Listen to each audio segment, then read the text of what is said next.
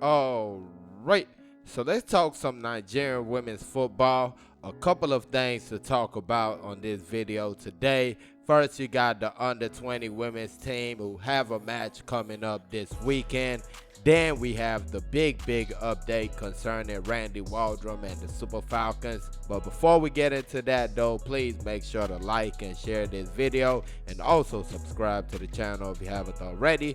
Thank you very much. So yeah, we're gonna start with the Falconets and their match against Burundi, and that match is coming up this weekend on Sunday the 14th of January, 2 p.m. Nigerian time to start.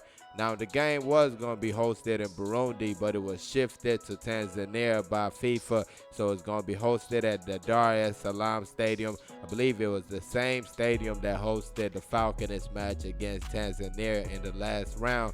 Now Chris Danjuma, head coach of the side, selected 19 players for this matchup.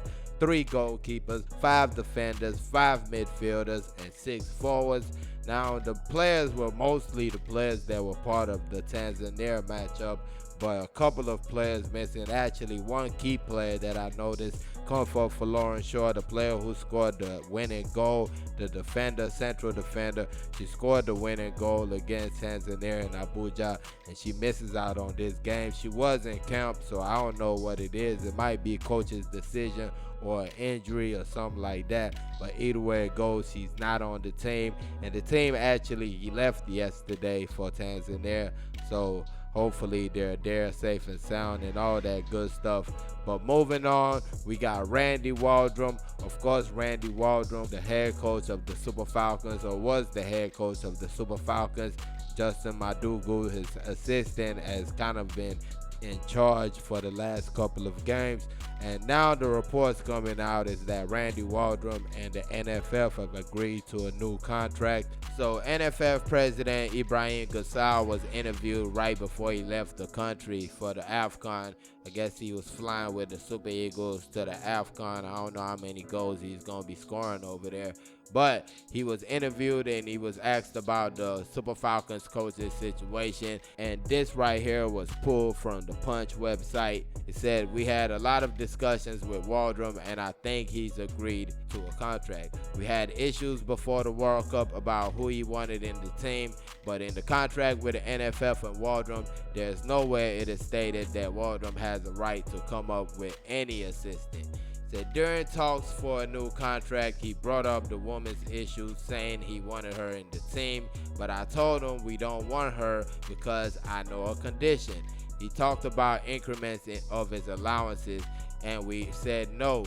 As far as I'm concerned, the Falcons didn't surpass the highest level of performance at the World Cup, a quarterfinal outing, so he didn't meet the parameter for us to negotiate a new allowance. That's what took place before he finally agreed to go with us. By the grace of God, before we leave for the AFCON, the deal will be concluded. So that was what the NFF president had to say about the contract situation. And honestly, I don't know if he's trying to make a last-ditch attempt to get the coach not to sign the contract, because putting all this stuff out there, I don't know how it's helping the situation. But talking about it, he said something about the woman that was the assistant coach Randy Waldrum was using before the World Cup, a little bit before the World Cup. I believe the last 2 matches before the World Cup and World Cup proper, she wasn't around. So the NFF says she had to drop out from the team because basically she had a condition. That was what they're saying. But Waldrum is saying that they just wanted to drop her just to get back at him because he didn't do what they wanted him to do. So that kind of was an issue before the World Cup, and I'm guessing it entered into this contract negotiation, and they're saying they got past that, which is basically saying that Waldrum agreed that she would no longer be part of the team. And that's why I'm saying I don't know if this is a kind of way to get him away from the team, because you basically calling him out, saying that he didn't stand by his assistant, because at the end he signed a contract and she's not going to be on the team. Then you also have the monetary issue, and that right there I honestly don't agree with, because they're saying that he didn't reach the highest which is the quarterfinals, which I understand. But when you look at what they did at the end of the day, they did a good job in the World Cup.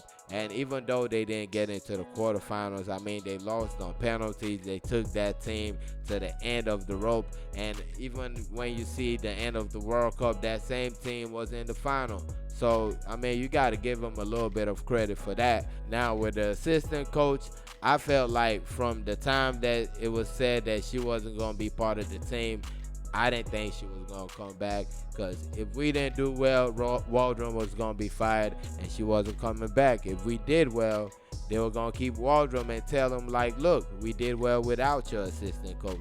So that was always going to be the move right there.